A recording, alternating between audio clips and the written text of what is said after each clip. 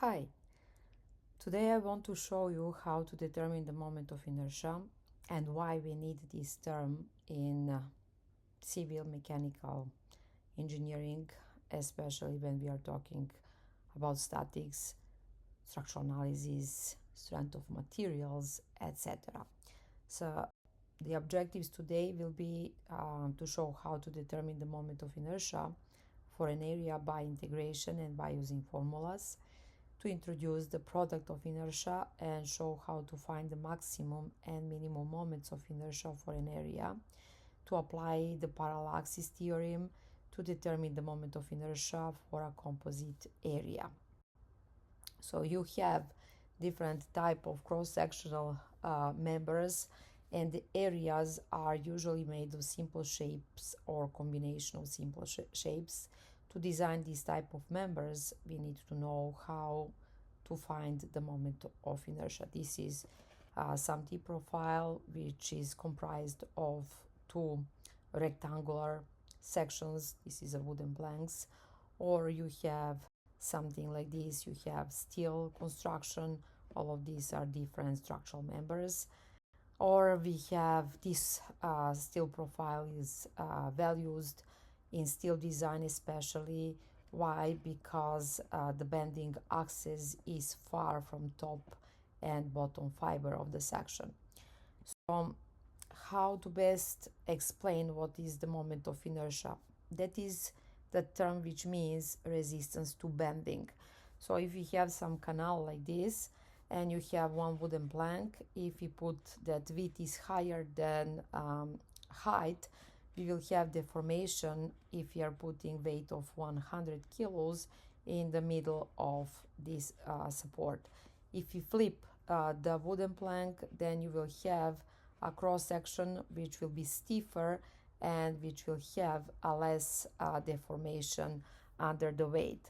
So this is one of the example which cross section is better. That's why if you have three different cross sections like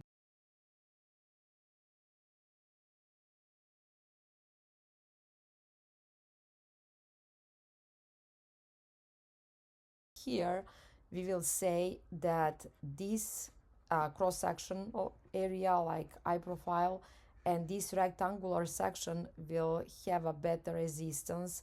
Why? Because the portions of a shape which are located farther from the axis have a greater effect than the parts which are closer. So when we are talking about area moment of inertia, so imagine that we have some arbitrary cross section which is comprised of very tiny small areas which we can say dA, and this dA is located from y from x-axis, and the moment of inertia will be this area dA times the distance y on square. That is, if we want to search moment of inertia around the x-axis. If we have moment of inertia, how to determine the moment of inertia around y-axis, then we will have Iy is equal summation of all these tiny dA areas times x on square. So this is the example of moment of inertia. And this one, if we have a whole section, we will do summation of all these areas times the distance from the desired axis x or y. So the moment of inertia is referred to as the second moment of area and has units of length to the fourth power, so that we are talking about centimeter on fourth, millimeter on fourth, or inch on fourth. So to have a better view of this, imagine that we have one rectangular section, and this rectangular section is comprised of tiny strips. So imagine that these strips has a height of dy and has a width of b. So the area of this will be b times dy, and we have some distance. Imagine that it is, we want to find from x centroidal axis. we will have then integral of minus h half to the h half. Then we have this dA, which is b times dy, and we have I on square. So that one will be b times I on square di, and we can say b times y on cube over 3, and range will be minus h half to the h half, and that will give me the moment of inertia around centroidal axis to be bh cube over 12.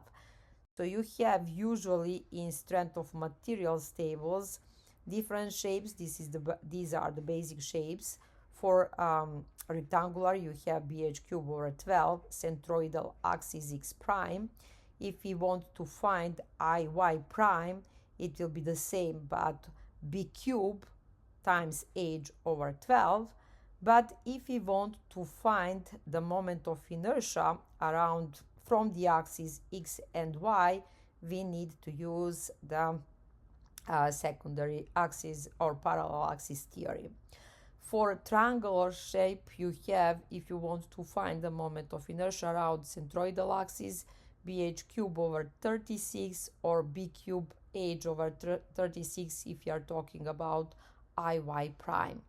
So all these shapes are usually in your book, but let's talk how to find the moment of inertia around some different axes which are not centroidal axes.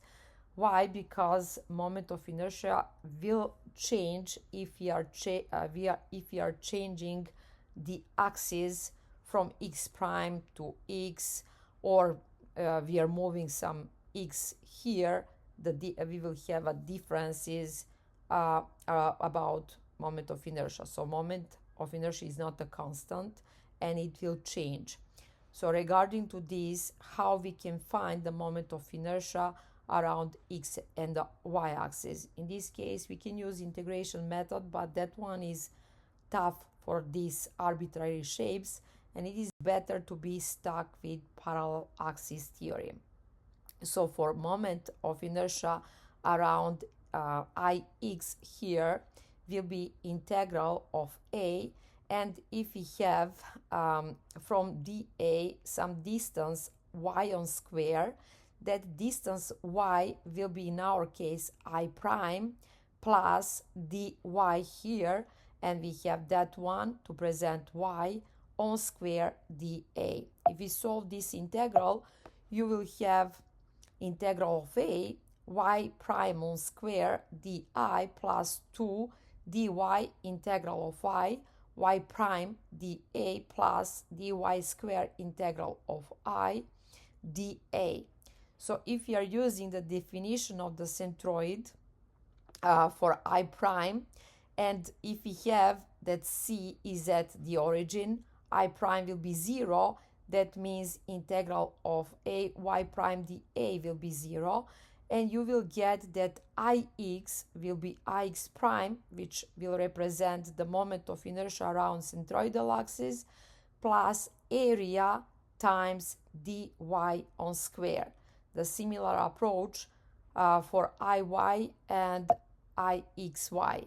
So let's find for a rectangular shape, if you have something like this, B and H, and if you want to find around x-axis, your Ix will be Ix prime, which is BH cube over 12, that is centroidal axis.